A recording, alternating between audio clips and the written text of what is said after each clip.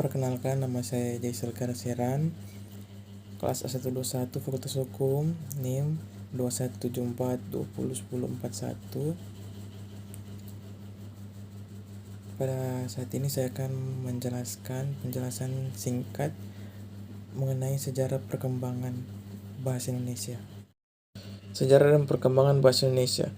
Perkembangan bahasa Indonesia, lisan maupun tulisan, berkembang mulai pada saat terbentuknya, yaitu pada 28 Oktober 1928 bersama dengan Momen Sumpah Pemuda. Setelah terbentuk, bahasa Indonesia terus berkembang seiring berlakunya ejaan Van Ophuijsen, Soewandi, Melindo, bahkan hingga ke ejaan yang disempurnakan ini adalah beberapa contoh sederhana bagaimana bahasa Indonesia dengan pesat mengalami perkembangan. Bahasa Indonesia yang telah dikenal oleh kalangan umum merupakan bahasa Melayu yang menjadi Lingua Franca atau bahasa penghubung di Nusantara kala itu. Bahasa Melayu telah ada dan digunakan terlebih dahulu. Keberadaan bahasa Melayu pun dapat ditilik dalam saat persiapan Kongres Pemuda tahun 1926. Para pemuda masih mempermasalahkan tentang sebutan Bahasa Persatuan Indonesia. Kemudian M. Tamrani mengusulkan bahasa Melayu diganti dengan istilah bahasa Indonesia, dan hal ini pun disetujui bersama pada 2 Mei 1926. Badan Pengembangan dan Pembinaan Bahasa, Kementerian Pendidikan, Kebudayaan, dan Riset dan Teknologi dalam laman resminya telah mencantumkan bahasa Melayu telah berada di kawasan Asia dan khususnya Asia Tenggara sejak abad ke-7. Pernyataan ini juga tentu didukung oleh adanya beberapa prasasti seperti Prasasti Talang Tuo di Palembang, bahkan Prasasti Karangbrahi di Jambi. Keberadaan prasasti-prasasti ini telah ada sejak tahun 1680-an.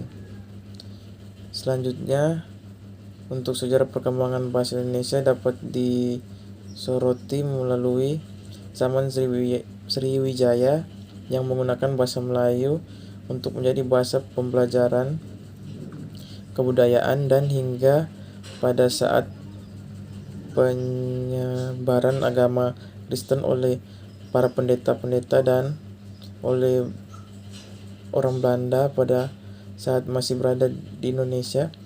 Bahasa Melayu yang merupakan cikal bakal bahasa Indonesia telah berkembang dengan sangat pesat di Indonesia, bahkan sebelum bahasa Indonesia pertama kali resmi diumumkan pada Sumpah Pemuda. Bahasa Indonesia sejak dahulu telah membentuk bangsa dan mempersatukan keberagaman yang ada di Indonesia yang memiliki tingkat kemajuan yang sangat tinggi. Bahasa pada dasarnya adalah media untuk berkomunikasi. Ternyata memiliki eksistensi yang lebih lagi. Bahasa mencakup hampir seluruh lapisan masyarakat, bahkan kebudayaan itu sendiri. Banyak sumber mengupas fungsi bahasa Indonesia, salah satunya Arifin. Kedudukan bahasa Indonesia memiliki fungsi berikut. 1. Lambang kebanggaan bangsa. Bahasa Indonesia mencerminkan setiap nilai-nilai yang dimiliki oleh bangsa Indonesia. Lambang identitas nasional. Bahasa Indonesia merupakan identitas ataupun jati diri dari orang-orang ataupun penduduk Indonesia. 3. Alat penghubung antar warga, antar daerah, dan antar budaya. Bahasa Indonesia menghindarkan segala aktivitas yang dapat menimbulkan kesalahpahaman di tengah masyarakat majemuk.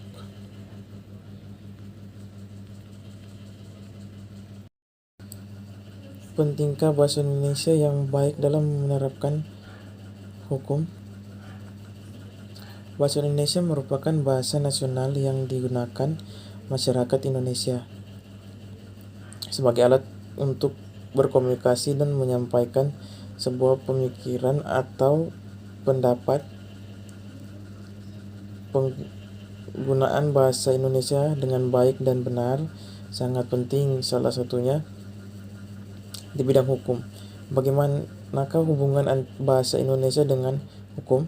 Bahasa Indonesia dengan hukum memiliki hubungan yang sangat erat karena bahasa Indonesia selalu digunakan dalam merumuskan dan membuat undang-undang maupun menerjemahkan undang-undang asing ke dalam bahasa kita sendiri, di mana undang-undang tersebut dijadikan sebuah dasar atau ketetapan diberlakunya hukum di Indonesia.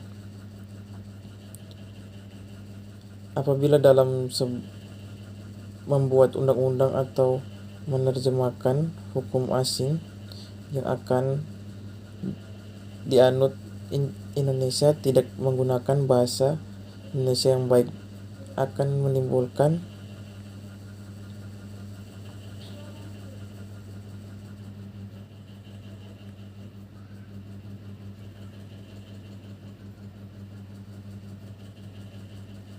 sebuah perspektif arti yang berbeda dan dapat menimbulkan sebuah permasalahan, yaitu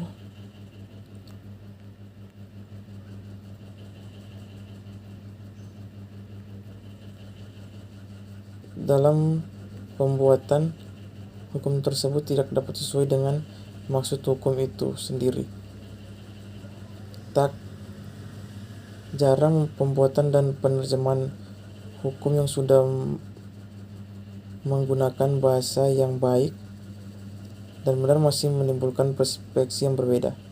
Hubungan erat di antara keduanya menghasilkan bahasa baru, yaitu bahasa Indonesia hukum. Bahasa hukum dapat diartikan sebagai bahasa, aturan, dan peraturan yang mempunyai tujuan mewujudkan ketertiban dan keadilan, serta mempertahankan kepentingan umum dan pribadi. Bahasa hukum itu sendiri mempunyai sebuah karakteristik dalam penggunaannya, yaitu mempunyai sebuah istilah dan gaya bahasa yang mempunyai tujuan untuk hidup bersama. Banyak pula manfaat atau kegunaan dari adanya bahasa Indonesia hukum, yaitu 1. Adanya sifat khusus yang ditimbulkan. Sifat khusus ini dapat membantu memudahkan pembedaan dari hukum itu sendiri dengan bidang yang lain. 2. Sebagai pedoman atau dasar bagi profesional hukum. Pedoman ini harus dianut dan dimiliki oleh beberapa profesi seperti konsultan hukum, peneliti hukum, polisi, para akademisi, dan sebagai guna menerapkan setiap pasal maupun perumusan untuk dipakai di berbagai lapangan hukum. 3. Memperkaya kosakata dalam bahasa Indonesia. Bahasa hukum ini sangat membantu dalam memperkaya kosakata yang ada di mana semakin banyak istilah asing yang diserap dan dapat meningkatkan kualitas dan kuantitas kosakata bahasa Indonesia itu sendiri. Terima kasih telah mendengarkan penjelasan singkat mengenai sejarah perkembangan bahasa Indonesia. Jika ada salah kata, mohon maaf, dan jangan lupa bergabung bersama kami di Universitas Pembangunan Indonesia. Terima kasih.